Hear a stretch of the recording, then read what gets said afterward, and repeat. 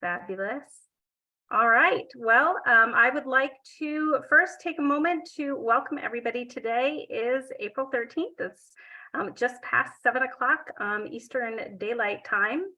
And I'd like to welcome you to today's continuing education event that is brought to you by the ABA Open Educational Resources Special Interest Group. We will be verifying attendance today. I'll go over that process here in a minute. But what is the Open Educational Resources Special Interest Group? We are a SIG that falls under the other special interest groups as well that are part of ABAI. We have a mission to promote the adoption, creation, and dissemination of open educational resources in behavior analysis. Part of our passion in doing that is to bring free to access opportunities for continuing education to our members and folks who might be interested in becoming a member. I'm going to ask Dr. Howard if they would please, if they haven't already, put the link to our website in our chat box. We are a free special interest group to join. There is no membership fee, so we would love to have you if you want to continue to hear about these great events and speakers and other things that are going on, other opportunities to share with like-minded individuals who have similar interests and goals. We are providing free continuing education today through Mary Baldwin University. That's my academic home, and I will try to get those processed within a week. I always say within a week, and usually it's a matter of days, but I appreciate the patience and flexibility if I do need those few extra days to do that. And so here is what you need to do as an attendee if you would like to have continuing education documentation for today's event. I'm going to ask you to please sign in with your first and last name in the chat. You can either do it in a group chat to everyone, or you can just send it as a direct message to me in the chat as well. So your first and last name, please. We'll ask you to do that at the end of the event as well. And then the third thing that you would need to do, which is also instrumental, is to complete the evaluation of today's session. And we'll be sure to share that link toward the end of the session in the chat box. So 3 things that you need to do in order to get your continuing education certificate: sign in, sign out, and complete the evaluation. So today we are delighted to be hosting Scott Herbst. He is the founder and president of Six Flex Training Consulting and the chief programming officer for Inquiry Incorporated. Earned his PhD at the University of Nevada, Reno, where he focused his studies in organizational systems, relational frame theory, and acceptance and commitment therapy. Published in academic and popular literature in the areas of leadership, performance management, organizational culture, and communication. Currently on the editorial boards of the Journal of Organizational Behavior Management, Behavior and Social Issues, and is a frequent guest reviewer for some other behavioral journals as well. He's published in academic and popular press in areas of organizational development, ACT, leadership, and communication. And in his current practice, he works with organizations and individuals in the areas of leadership, development, and communication. We welcome chat engagement throughout, but Scott will take questions directly at the end, but we certainly would encourage and welcome people's participation and engagement today as we go forward. And with that, I'm going to mute my microphone, Scott, and pass this on to you. Awesome. Thank you. Thank you, Rachel. And I have a request. If you are in a place where you can do it and it works for you, and even if you don't feel like it, but it works for you, I request you turn on your camera. I would actually love to see you. This is my intention, is that this be not me just talking at you for the next 45 or 50 minutes, but that it actively engage you so that you actually walk away learning something. So thank you, Robin. Thanks, Ron. Thanks, Heidi. Thanks. Did you say it, Naima? Naima. Yeah. Naima. Thank you, Naima. All right, cool, awesome. Just having a few faces to see makes a real difference. So thank you, guys. And we're going to get started. Thank you for the lovely introduction. Here's our objectives. You're going to identify three key features of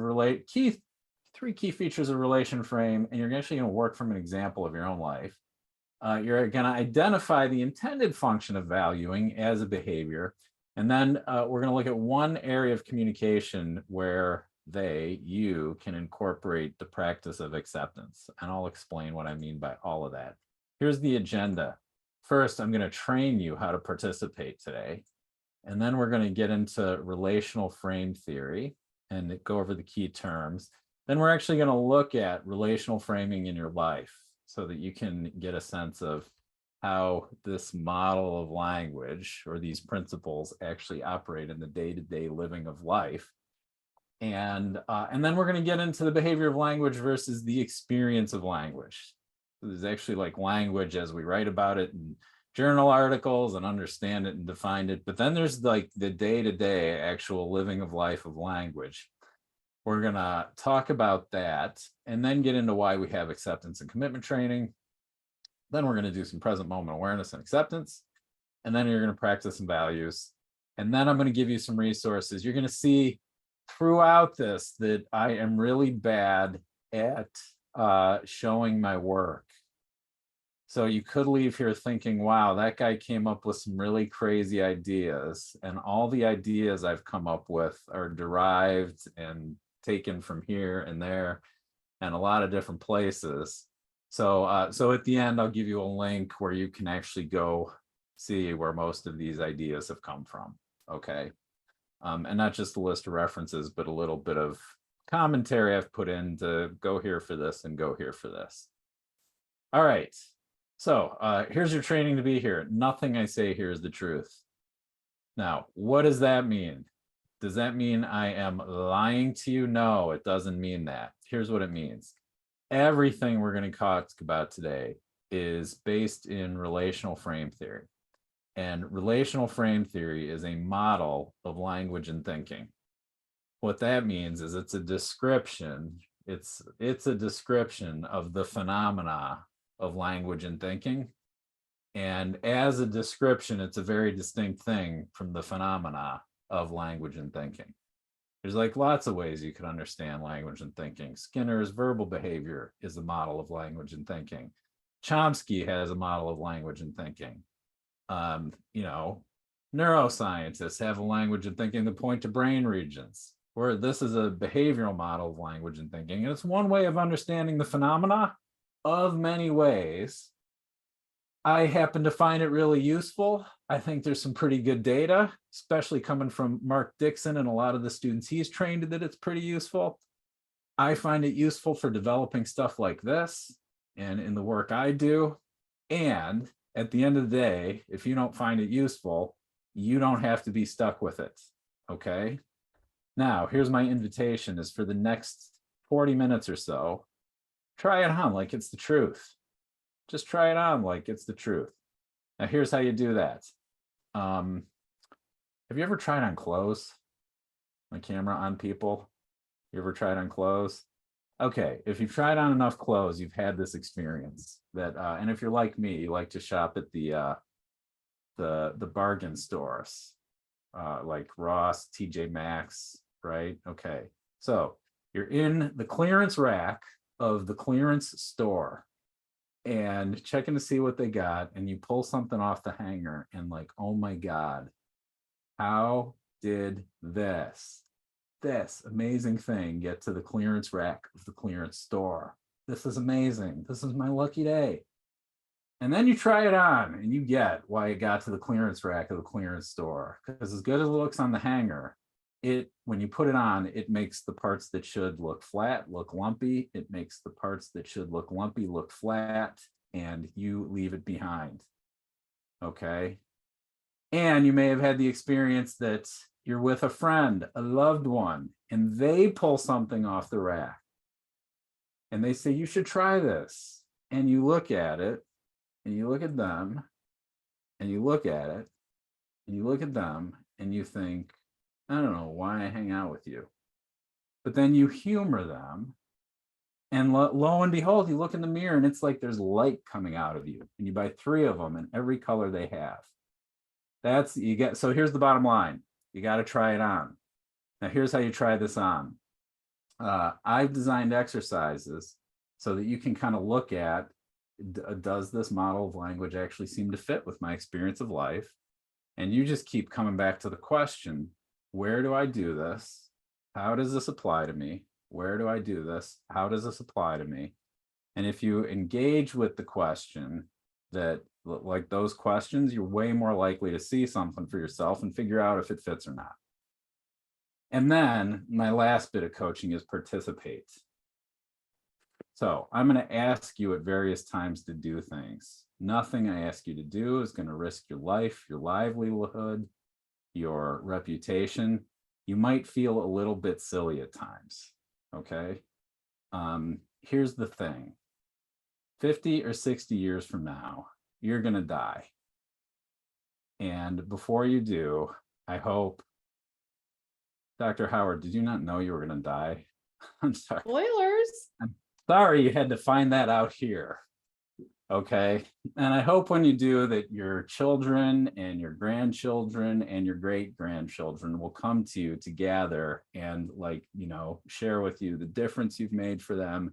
And the absolute last thing I want when that happens is that, you know, they've all gathered and you're taking your final breaths and you look out and you open your mouth as if you're about to say something, and they get really quiet and lean in to find out what final words of wisdom you're going to impart.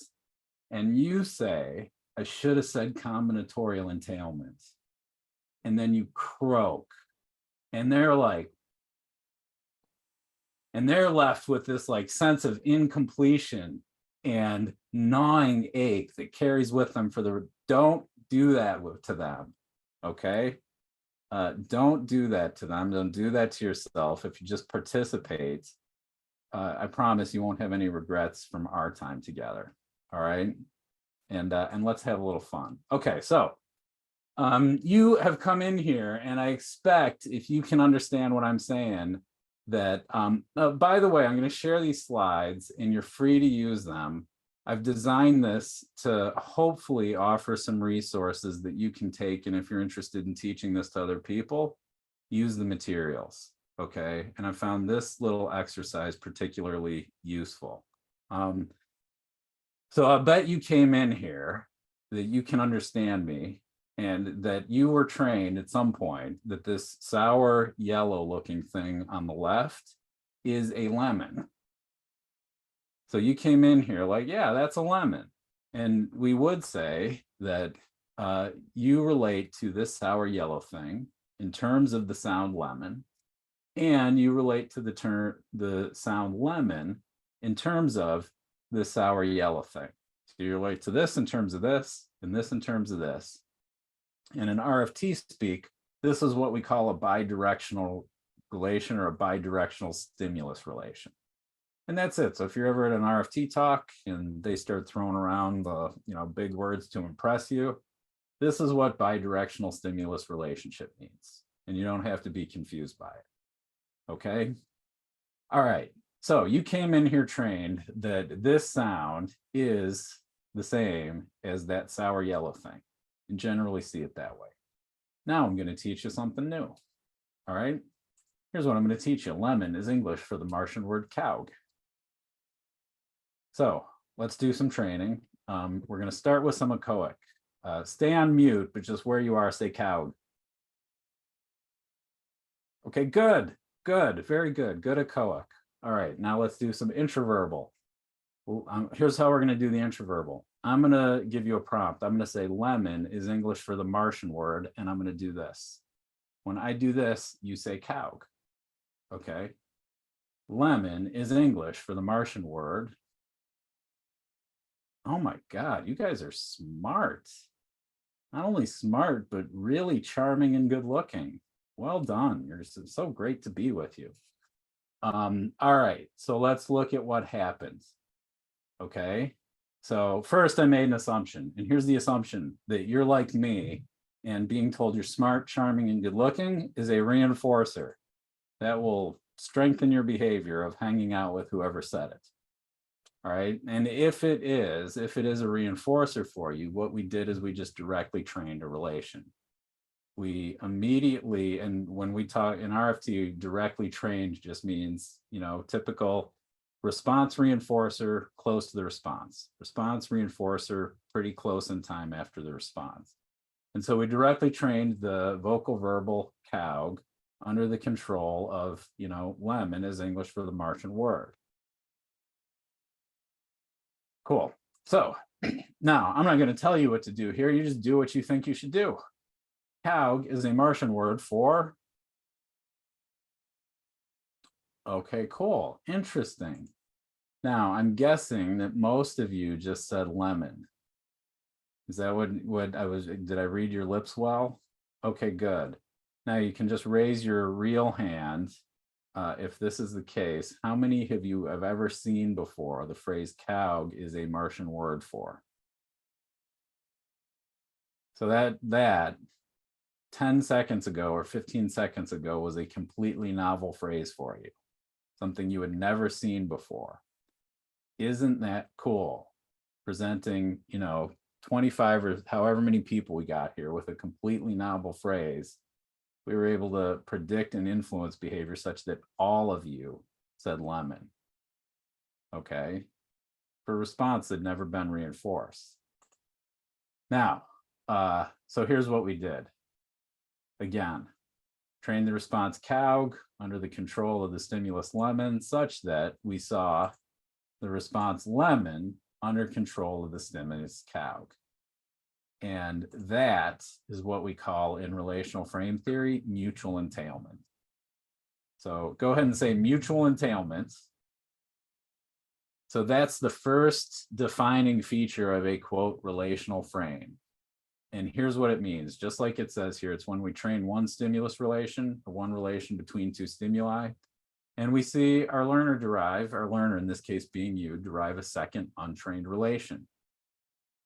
Now, a lot of times when I present this or I tell this to people, even normal people like my mom, and then weirdos like behavior analysts, even them, they will say, well, what's the big deal? That's just logic. Here's the thing. It's not just logic. It's not that logic enables relational framing.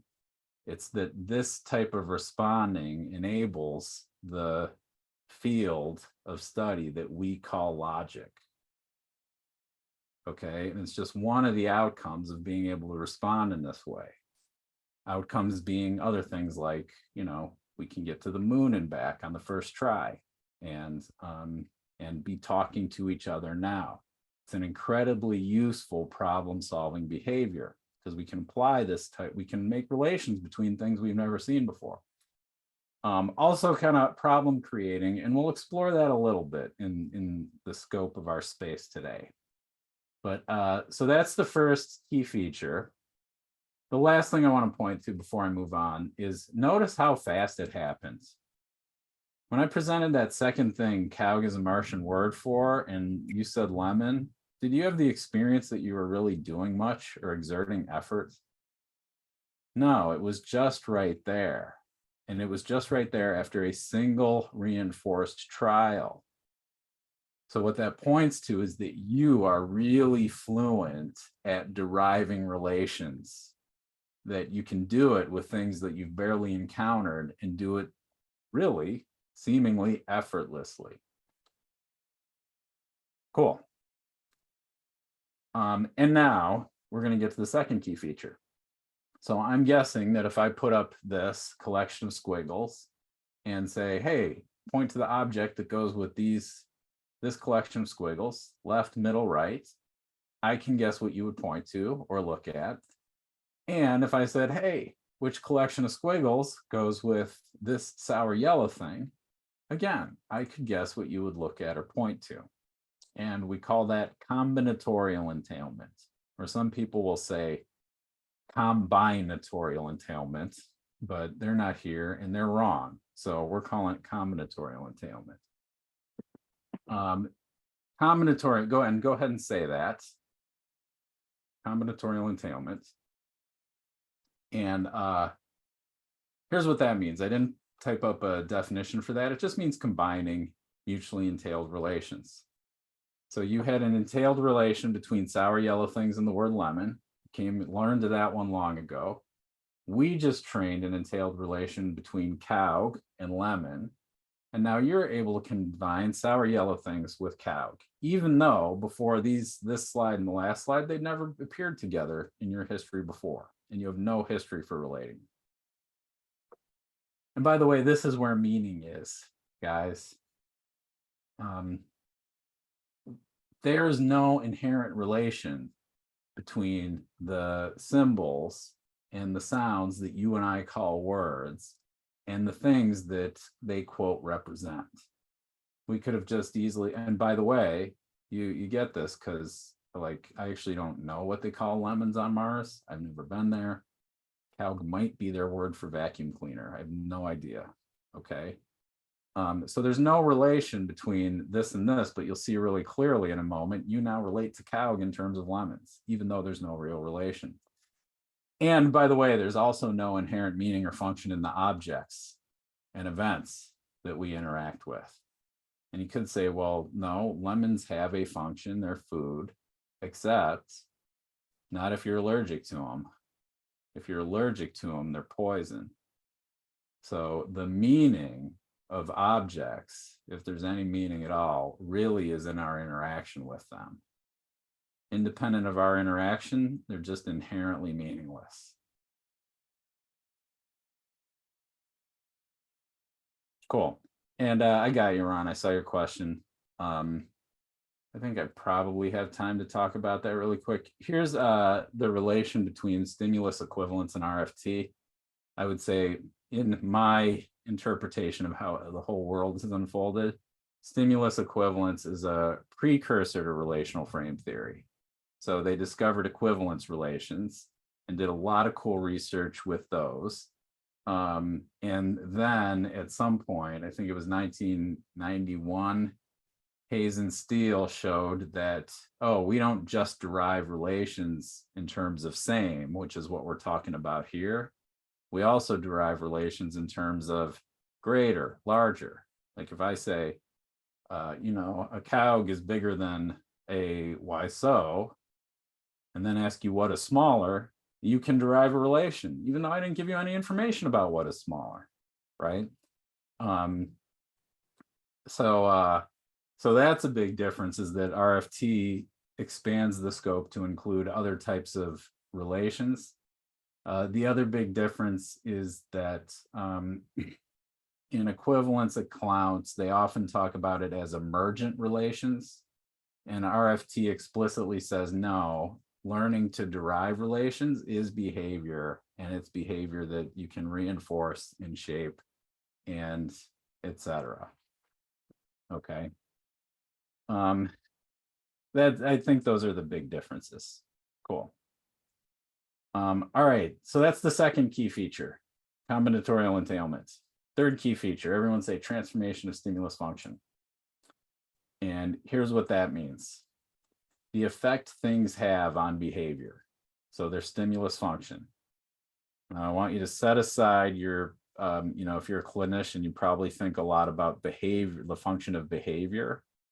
Talk about stimulus function for a second.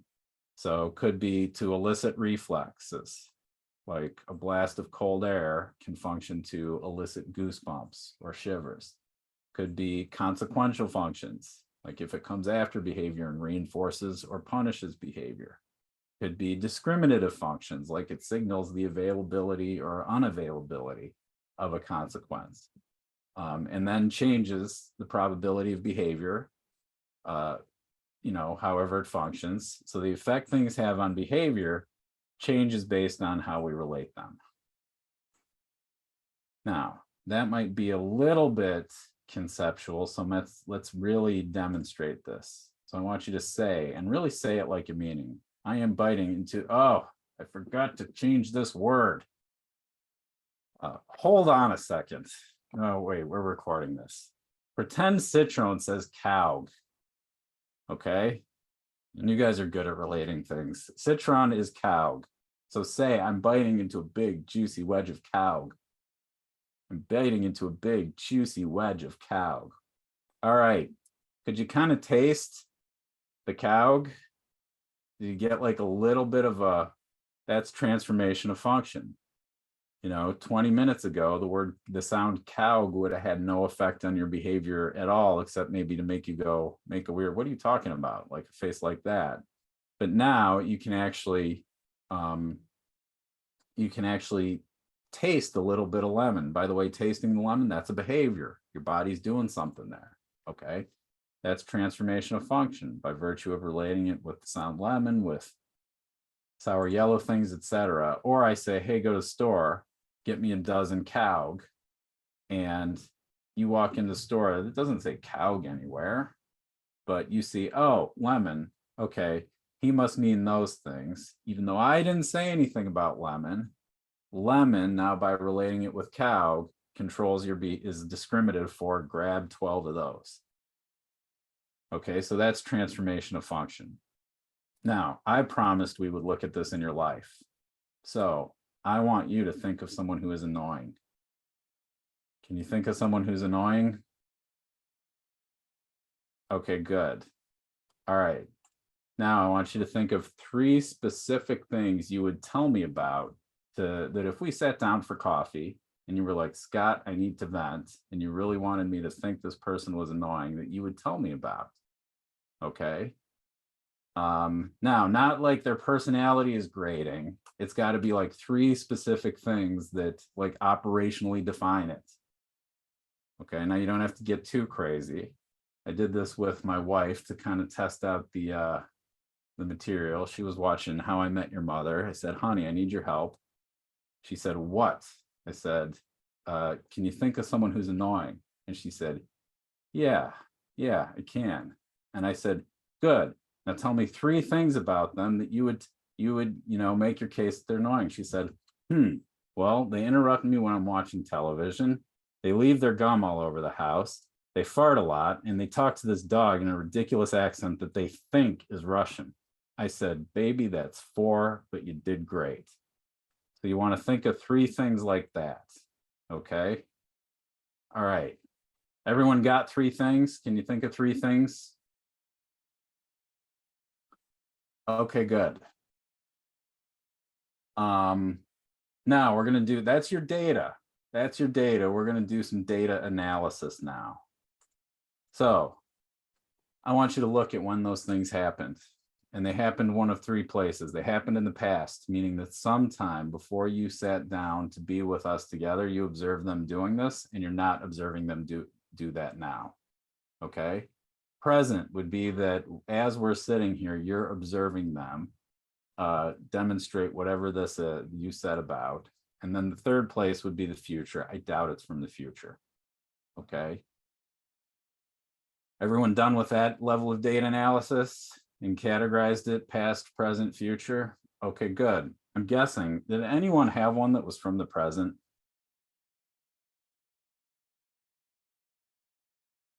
I have yet, and I've analyzed a lot of data points, I have yet to find one that's from any place but the past. Okay.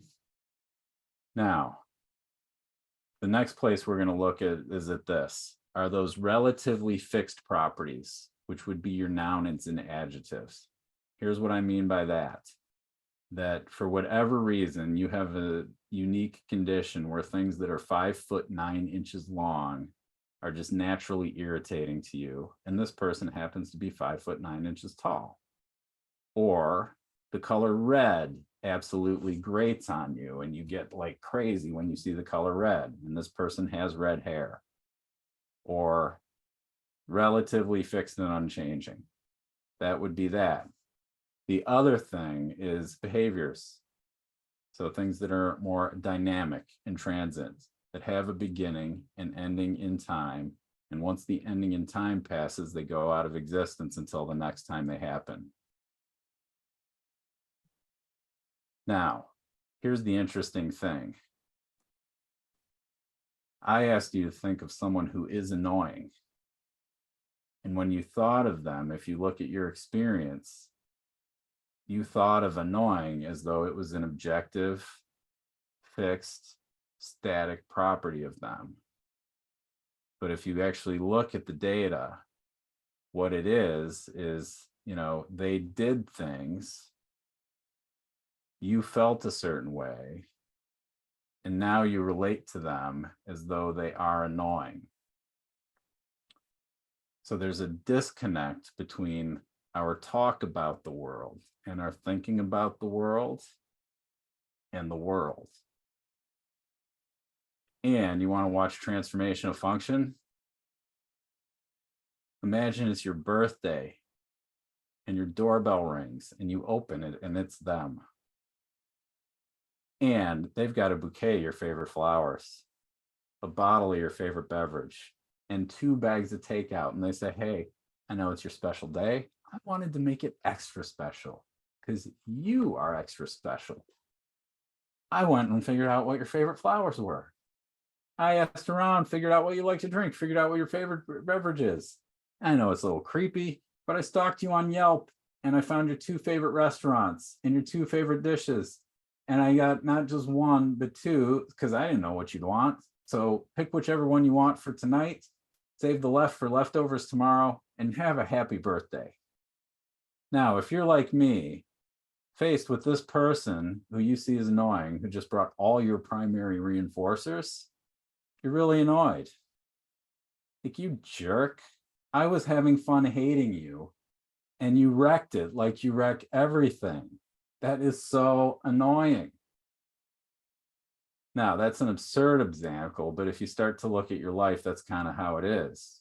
You know, if someone you see as annoying walks in, like, you're annoyed, right? So let's look at actually what happened from an RFT interpretation. So someone did behaviors, and those behaviors, when they did them, changed the environment. And in the presence of that environmental change, you felt feelings. You called those feelings annoyed.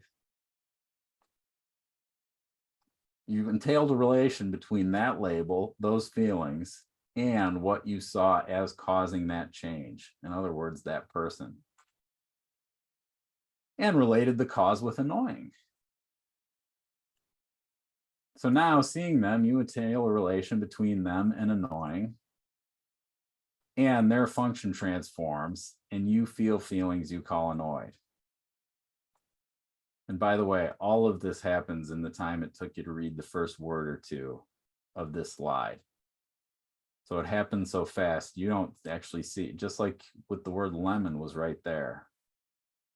You don't see it happening. You actually think you're seeing the world as it is. Okay, so now, by the way, this slide, these are not technical terms. These are words I made up on my own. So if you start go spouting these in front of RFT people, they're going to look at you like a weirdo. Okay. But here, I want to talk about the experiential out there-ness and object-like nature of language. And we've kind of been doing that, but I want to actually make it a little more explicit. So your words and thoughts are an action. They're an action. So seeing that person and thinking annoying, or even if the word doesn't pass through you, like you don't think annoying, but you look at them as though they are annoying, that's an action. And it's the action of seeing the world based on these derived relations, just like we covered in that last slide. Now, as you have words and thoughts, you have coordinated experiences. Just like you see the person, annoying is right there, and then you have the experience of feeling these feelings. There's an experience that goes along with this type of responding. That's the transformation of function parts. And just by the way language works, you experience those experiences as originating out there. So when that person shows up at your door with all those primary reinforcers, you experience like this thing is coming from. They just brought the annoying to me. Where the annoying is really in our interaction with what's going on out here in the world. By the way, I call it out here because I know we all have the experience that there's me in here somewhere and then the rest of the world out there, right? But you have never been anywhere but here. And if you tried to go anywhere else, you'd still be here. So it's really out here. The fact that you exist independent from all of it, it's kind of a trick of language. All right. And by the way, out there, the out there occurs as though it has object and event-like properties. So just like cow kind of gave you a taste of a lemon, like you could kind of taste it. That's what I mean by like the object-like properties of, it's like the object is right there. It's almost like the object is there. So I say language has like an object-like nature. And again, not a technical term. There you go. Exactly. Glancing at the chat there. So the point is that thoughts and the accompanying feelings can and mostly do occur like things. So it's not just that we experience like, oh, cow, and then the object of a lemon is there. Oftentimes our thoughts can occur to us, not as behaviors, but as objects we've got to be burned with. So you might have thoughts about yourself like, oh my God, I'm a jerk. And it doesn't occur to you like you're having a behavior. It occurs to you like, oh no, there really is an objective jerk-like quality to me that I can experience. I am just curious. I want to pause here to see and check in. Is what I'm saying communicating? Because I'm actually practicing with a couple new ways of saying things here, and I just want to check in and see how it's land. Okay, good. All right, and if you have if you have questions, we'll get them cleared at the end. All right, so here's what ACT is for: is that given the object-like properties of words and thoughts, our natural tendency is to deal with thoughts like we would objects. So what do you do with an object you don't want? You get rid of it. And in the world of objects, that really works. It really works. It makes perfect sense. Here's the problem. Words and objects don't follow the same, or behaviors and objects don't necessarily operate in the same, according to the same laws. So just in thinking, I'm not going to think X. Like, I'm going to stop being so judgmental. Or, I'm going to stop beating up on myself so much. So to think, I'm not going to think judgmental things, you actually have to think judgmental things. To think, I'm going to stop thinking I'm such a jerk, you have to think I'm such a jerk. So you have to think X, and then you end up thinking more of what you don't want.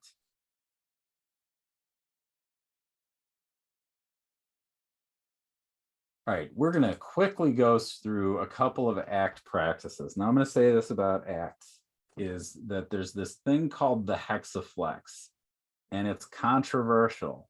There's 6 quote ACT processes, and some people say, no, you can really pull these apart and study them separately and isolate them and show differential effects between this one and that one. And other people say, no, you really can't do that. And I happen to fall in the camp that's somewhere in the middle that would say, you really can't do that. Like, you say this one is diffusion and that one's awareness, but actually this thing you're saying is diffusion, actually to me looks like an awareness exercise. So I don't think, and I happen to find the terms like useful to talk about things. Okay. So I will use the terms with taking this whole hexaflex things lightly, and I'm not going to show you the hexaflex. So there's a couple ACT, and by the way, they also will call them processes. I call them practices. Okay, to be responsible for me just wanting to assert my individuality or something.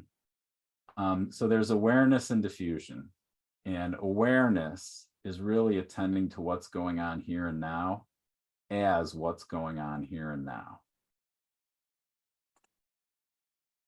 And that includes what's going on here and now in terms of thinking and feeling. So it's not just like it's not awareness like quieting your mind, being mindful, letting your thoughts drift away. It's actually realizing that, oh yeah, as I'm here now, here's what's going on in the world. And as I'm interacting with what's going on in the world, I'm also having thoughts and learning to recognize them. Now, here's what this allows for. It allows for the possibility of seeing thinking and feeling as behaviors versus reflections of, as we mostly relate to them, as reflections of the world, others, or self. By reflections of the world, we can go back to our annoying person, like relating to them, like, no, they are annoying. That's relating to your thoughts as though it's a reflection of the world. It's a description of how they really are, okay? Now, I put diffusion in parentheses because that's another act, process, or practice that to me looks very closely related with awareness. And it's just when you're able to actually see the difference between your thoughts and whatever you're experiencing. And then not behave with it. So when the annoying person shows up, maybe actually feel touched instead of just annoyed. Okay. Like, oh, they're really trying. I appreciate that. Then there's acceptance. So once you've brought awareness to thoughts and feelings, is to actually bringing a willingness just to experience what's going on here and now, especially in the realm of thinking and feeling. And again, you'll see, this is why I can't see how we separate them out. I don't know how I'm going to accept something if I can't even recognize it and bring awareness to it. And then the last thing I want to talk about is valuing. And valuing is now in the ACT literature, and there's a move happening. We've historically talked about values. I don't like the term values as much because it makes it sound like they're things. But values aren't really things. Values are a way of looking at the world where you look at what's going on here and now in terms of what really matters to you. So that the functions of what's going on here and now transform in accordance with positive reinforcers. I'll tell you a really quick parable that I think really demonstrates values. Back in the olden days, a guy's walking down the road, a traveler, and he comes across three guys, and each one of them is working on a stone block with a chisel. And he comes up to the first guy. The first guy's miserable. He's red-faced and sweating, and he's cursing. And he says, "Hey, man, what's going on?" And the guy's like, "What are you looking at, idiot? Can't you see I'm cutting stone?" Like, okay. Goes up to the second guy. Second guy's just kind of working, seems calm, just doing his job. Says, "What are you up to?" Guy's like, "Oh, I'm feeding my family." It's like, "Oh, okay." And comes the third guy. The third guy's like ecstatic. He's whistling. He's got a bounce in his step. He's happy. And he says, "Man, what's got into you?" And the guy's like, "Hey, no time to talk. I am building a cathedral here." That's valuing. All doing the same activity, relating to it in terms of cutting stone, feeding my family, building a cathedral. Okay.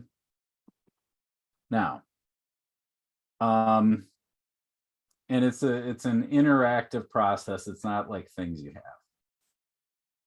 So now we're going to look at a little acceptance. So I want you to think of a partnership that falls somewhere on the spectrum of "I will get through it" to "I am dreading it." So there's and by the way, when I say think of a partnership, so there's like an interaction you can see coming up. So there's a meeting to have, there's a conversation to have, there's something to align around. And a partnership just means that you guys are working together for a shared result. So it could be with a therapist you supervise, could be someone you're working on a paper with, could be, it could be your partner you're raising children with. Okay. And you got to talk to them about something, make a plan, whatever it is. And the relationship is one of like, okay, I'm going to get through this, or like, God, I really don't want to do this. And then have it be one that's more towards the I'm just going to get through it versus the absolute dreading. Okay. We don't have a lot of time to really like go to work on the hard stuff. So really quickly, and this I'm going to give you these questions so that we do finish on time and also leave a little time for questions. But here's the invitation, is to actually take a look at how the interaction functions for you. So if there is some amount of like, to it, you have a way of seeing it.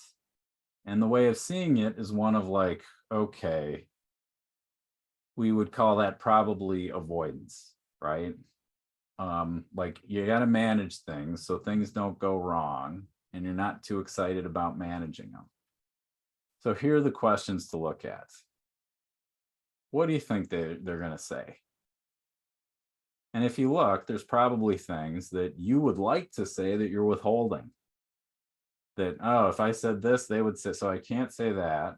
And by the way, withholding takes energy and it's avoidance, and it would have you be like, ugh. So look, you're like, if you just came out and said it, what would they say? And what do you think they'll do? You can also look at what can you likely predict? Is it that you just know they're going to do that same thing they always do? And what is it?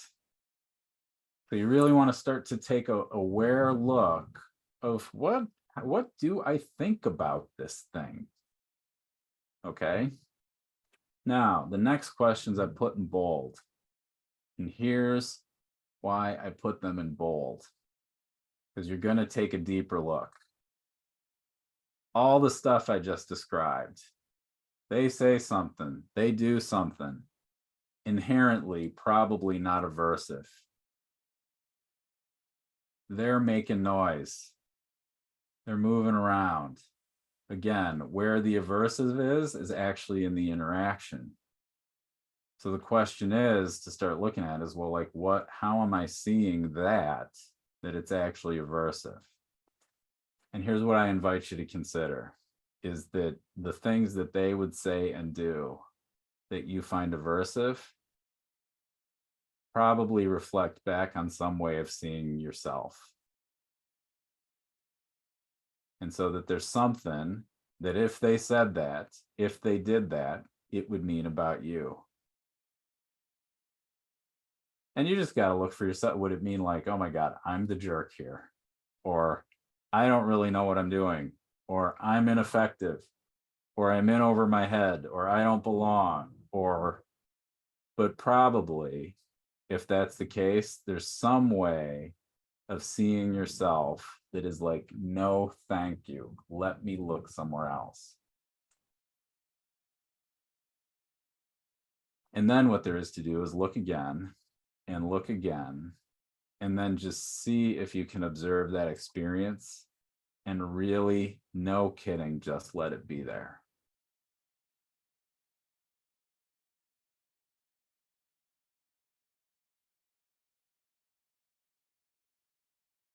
I did this with my fear around my thesis when I was in graduate school.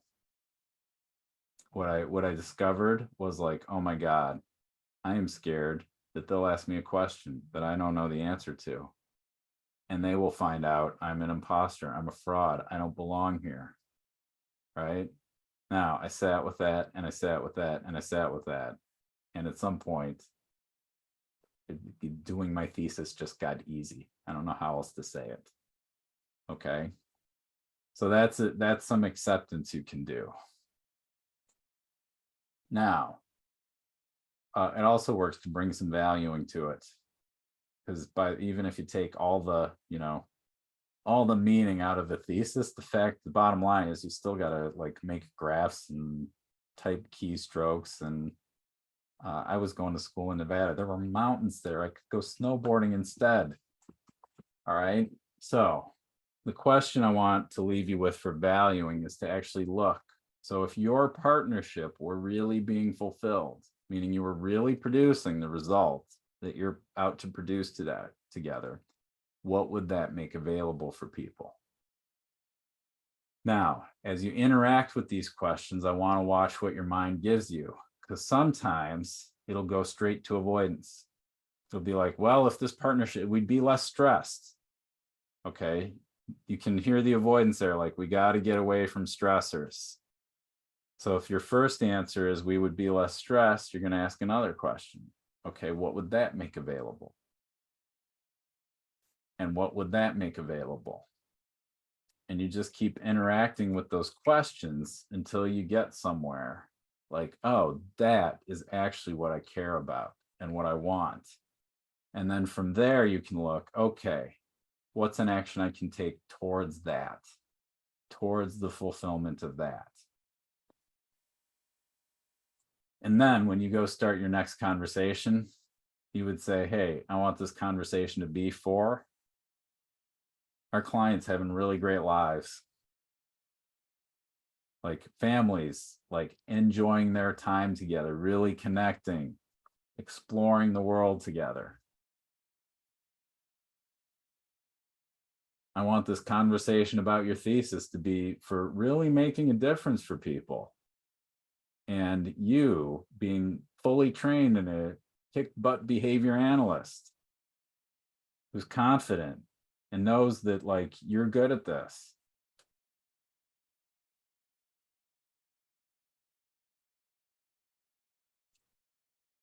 And this exercise, it works. It really works. About 2 months ago when I came up with this, it was this. I was putting these slides together, in fact. And my wife and I had just had a fight. And I was irritated with her. And I looked at, well, like if she quit acting that way, what would it make available? And I answered the question. I was like, okay, well, what would that make available? And what would that make available? And, you know, within minutes, I was apologizing for being a jerk and telling her how much I loved her and restoring love to the relationship. Okay, so go use it. Go do some valuing. 2 things. So I promised you guys some references. So get out your phones. And I will be sharing. Will they get slides in the email? Are they going to get the slides emailed? Rachel? I will see that those get to Dr. Howard, and usually when the video is posted, maybe we can include the slides with that. Okay, so they might have to download them. So get your phone out and take a picture of this if you want links to a whole bunch of books on ACT, RFT, some other books that I just find interesting and want people to read, like Game of Thrones. I'm kidding. And then, oh great, okay, cool. And then Dr. Howard put a link in the chat. I write articles that I think are really brilliant and relatable, and I send them out along with other free events I do and events you can pay for, which I would love for you to pay and come to one of my events. If you want to get on my mailing list, click the link that's in the chat and you can sign up there. And I talked for a long time. Does anyone else want to talk or say anything or ask a question? Oh, thank you. Thank you, Dr. Howard. So if you don't have your phone out, you can click the resources link in the chat.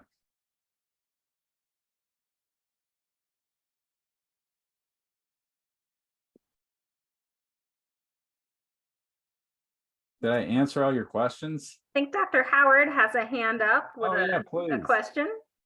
Well, I'm just going to hop in here because this information, of course, has blown everybody's mind. And I know it can take like a minute or two to kind of wrap around the idea of I've got questions, but I'm not sure how to ask them. So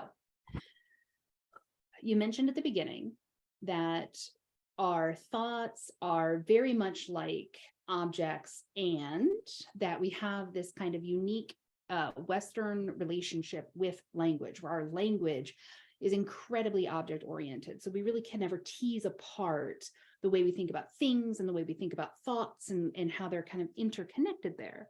So yes. I'm wondering if there's work that's done from a cross-cultural perspective that might approach RFT using different cultural perspectives that might provide us with additional ways of examining this kind of theory.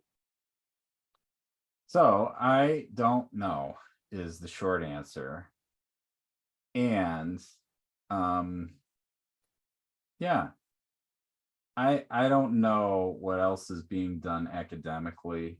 I will say this, that I know that a lot of ACT is not original. right? And a lot of it is derived from more like Eastern traditions. Uh, and I can say for sure, no, I can't say for sure, I'd be lying. I can say for sure I have an interpretation. I can say for sure with that. I have an interpretation that that Steve Hayes really got a lot of personal value from practicing some of these Eastern traditions and learning there, and brought that like, no, science method out, like we've got to study this scientifically to it, right? That the probably alternative ways of understanding didn't, some of the language there didn't appeal to him, and so a lot of this comes from that. Does that, I don't think it answers your question. Well, it answers your question, do I know? And the answer is no. But does that speak at all to what you were saying? I think that it does, and I'm just popping my hand back up there. Yeah, please. Just to let folks know that there is room for others to come in and participate in this conversation. Please do not let me dominate it. But I like the way that you're describing that as, one, not yet. That research is maybe not yet happening, but even in the way that we're describing it, thoughts. Oh, wait, hold on. I didn't objects. say that. I just said I don't know. Well, Yeah. I'm going to go ahead and just assume that if there is someone who would know in this room, it That's would not a be you. safe And so assumption. maybe it behooves us to have a look for ourselves. But I'm going to go one step further.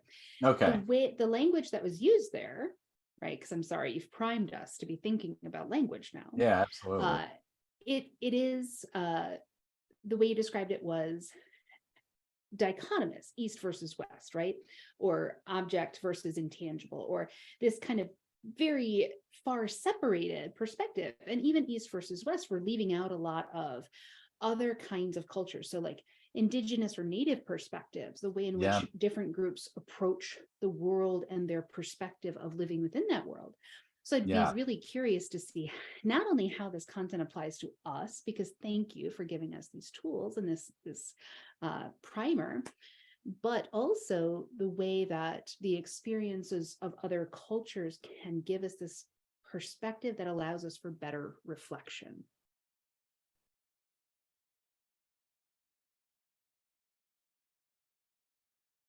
And again, lots of room for questions, comments, content to be added. Yeah, here. it's interesting. I'm thinking of one of the books that's in the resources is Foucault, the Order of Things.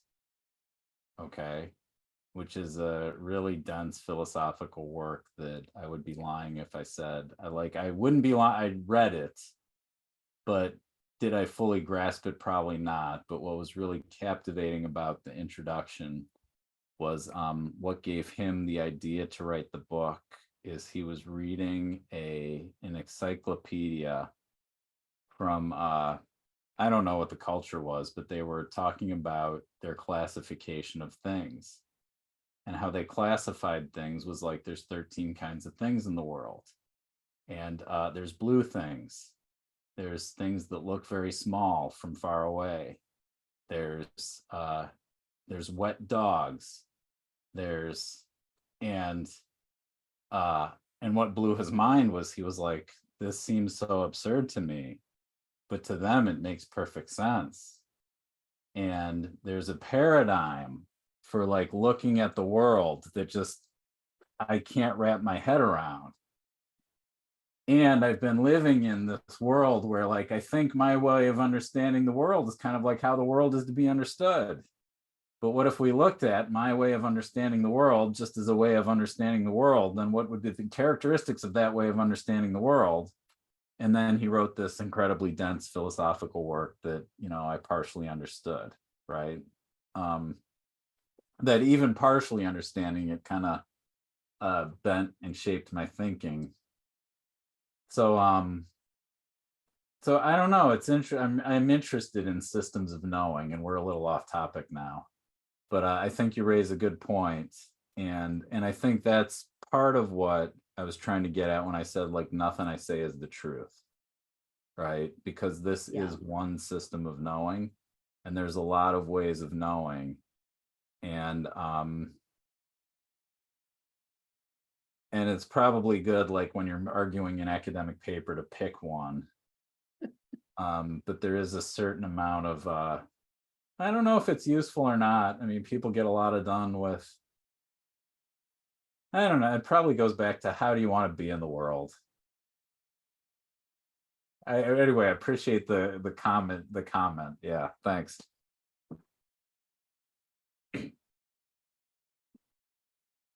And did everyone get the note to please make sure you sign out before you leave?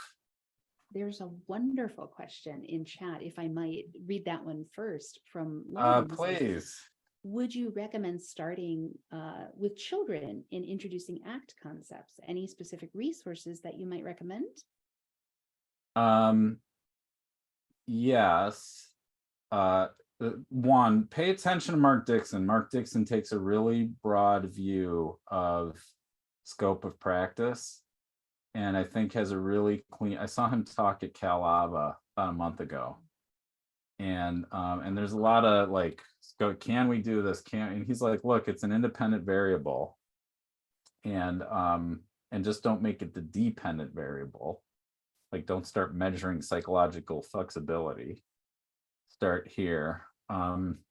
And I think he and Ruth Ann, his wife, Ruth Ann Rayfeld, and Steve Hayes just released a book, ACT with for behavior analysts. I know Dr. Tom Szabo leads a course periodically through Praxis ET. So if you Googled SZABO, here, I'll put it in the chat.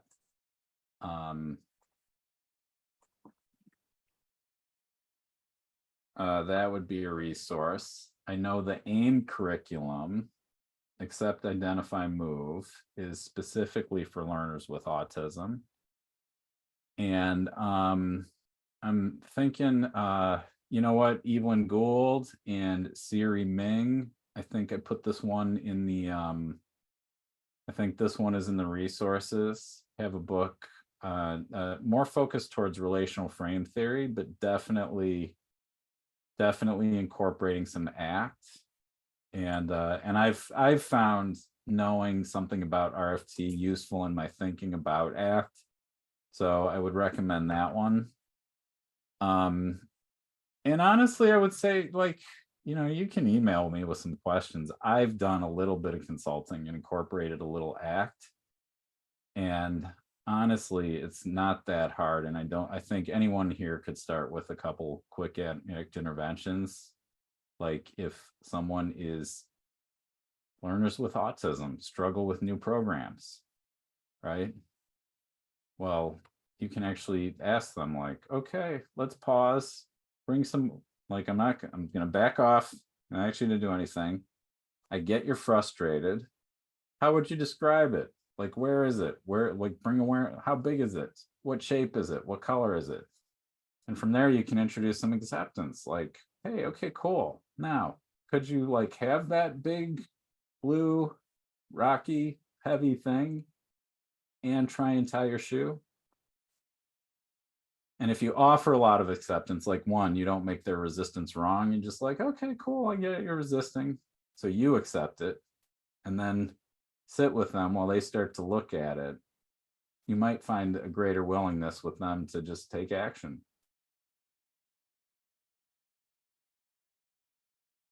That was a long, and then Ron, were you going to ask a question? You had your hand up earlier.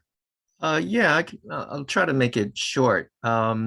So first off, let me just say that this is my entryway into RFT and ACT, and just thank you for, I think, what was a great way to kind of wet my palate to it. For a while, I've been interested in it, just never really took the step to start learning more about it. My question is that if I can just put myself in a bit of a box, I'm a very traditional behavior analyst. And so my question is, or first a preceding comment, there is a bit of language that I've been trained is a bit uncomfortable for me to use, Yeah. right?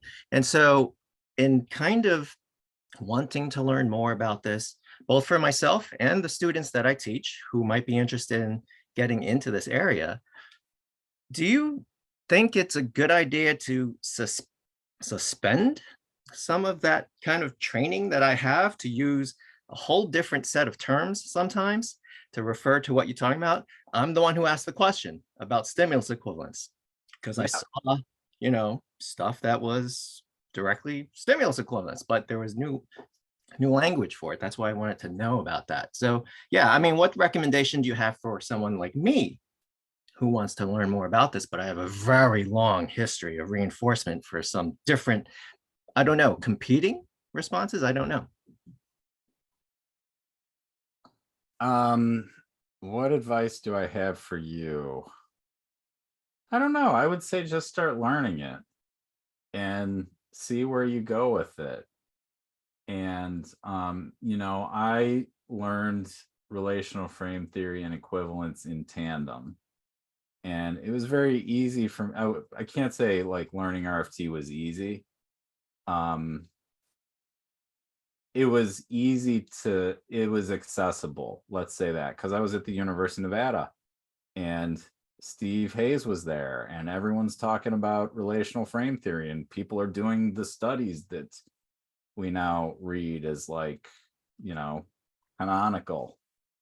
They were just, I was passing and talking to the people doing those studies in the hallway. So it was, I had a lot of opportunity to learn. And I think I wonder if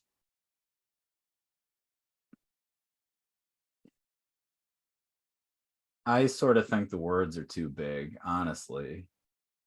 That it's like if you wanted to design words to frighten people away, you should design words like combinatorial entailment and arbitrarily applicable derived relational responding. So because honestly, it's like, now here's the thing. Arbitrarily applicable derived relational responding, once you get it, it's like, yeah, of course, that's exactly what it is. It's a very descriptive word. But it's kind of like, calling the alphabet ABC, what I heard some joke where it's like my daughter calls the alphabet song A B C D A F G H I K J L M O Q R S T U V W X Y Z song, right?